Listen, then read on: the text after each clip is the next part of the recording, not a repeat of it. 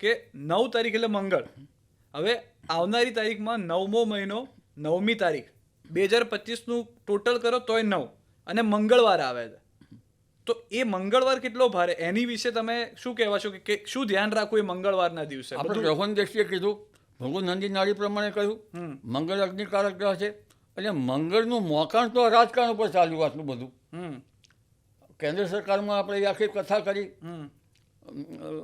રાજ્ય સરકારની કથા કરી, અને આ મંગળ છે એ લોહીનો કારક છે. અચ્છા. ખૂના મરકી ના થઈ જાય તો સારું. મંગળવારનો દિવસ સાચવવાનો નહીં, મંગળના કારણે, ગ્રહોને કારણે ખૂના મરકી જેવા ખૂના મરકી હિંસાત્મક બાબતોમાં આ દેશમાં કંઈક ન બની જાય એ જોવાનું રહ્યું. કારણ કે આંદોલનો વિકરાળ સ્વરૂપો ધારણ કરવાના છે. સુસુપ્ત શક્તિઓ અત્યારે બેઠી છે, અને આપણે કહ્યું કે નેગેટિવિટી, જે શક્તિઓ અત્યારે ડેવલપ થવાની છે એ નેગેટિવિટી એવી બાબતો લઈને આવી રહી છે. અને આ એવી બાબતો લોકોમાં લગભગ અંદર હાઇડ્રેટ પ્રવૃત્તિ કરશે, જેને ખ્યાલ ના આવી શકે તેવી.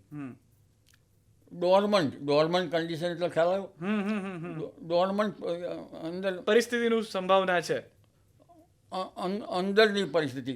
બહારના દેશો આપણા પ્રવૃત્તિ સારી જ આપણને લાગતા હોય, ચીન આપણને સારી રીતે જણાતું હોય, પણ પાકિસ્તાનની સાથેના વેપારો સારા જણાતા હોય, પણ ભારતને પાછું પાડવા માટે કેટલાક દેશો પેતરા કરતા જોવા મળશે. આતંકવાદી બહુ સાચવવું પડશે, હજુ પણ આતંકવાદી સાચવવું પડશે. કારણ કુંભનો રાહુ જે છે એ ખડકાળ પ્રદેશો અને આતંકવાદી પ્રવૃત્તિ વધારે છે, અને મીનનો શનિ વધારે છે. પાણીજન્ય બાબતો બહુ બનશે, એ પણ સાચવવું પડશે. અમેરિકા જેવા દેશો ઘણી વખત પાણીમાંથી એટલું બધું પાણી અંદર ઘણી વખત જે દરિયા કિનારાના દેશો છે ગમે ત્યાં હોય, સાન ફ્રાન્સિસ્કોમાં સાચવવાનું રહે, અમેરિકામાં સાચવવાનું રહે, આ ઉપરાંત જ્યાં જ્યાં સમુદ્રો છે ત્યાં પણ સાચવવાનું રહે. આ ગ્રહની અસર તો ઓસ્ટ્રેલિયા, આફ્રિકા વગેરે દેશોને પણ સાચવવાનું રહે છે. એટલે પાણીજન્ય બાબતો કે પાણીની ખાસ બાબતો વધારે બનવાની શક્યતા રહે છે. અને ગ્રહણ પછી તો આપણે કહ્યું કે ઘણી બાબતો પૃથ્વીના પોપડામાં પણ ઉછલ પાછળ થઈ શકે.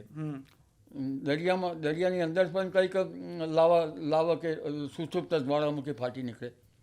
અને ઘણી વખત દરિયામાં પણ ઊંડાણથી ભૂકંપો થતા હોય છે, ત્યારે સુનામી પણ આવી શકે. આ બધી બાબતો આ વખતે બનવાની શક્યતા છે. એટલે ગુજરાત સરકારે પણ સાચવવાની જરૂર છે. પ્રધાનમંત્રીમાં ફેરફાર થવાની શક્યતા છે. અને ગુજરાત સરકારમાં પણ પક્ષની અંદર એવા કેટલાક એના પોતાના પક્ષના બળો, એવા કેટલાક બળો છે જે પણ ઉગ્ર બનતા જણાય. કેન્દ્ર સરકારમાં પણ પક્ષીય બળો કેટલાક ઉગ્ર બનતા જણાય. એટલે આ વખતે રાજ્યને ધુરા સંભાળતા જે વડાઓ છે એને કઈ રીતે ધુરા સંભાળવી એ જ અઘરી પડી જશે.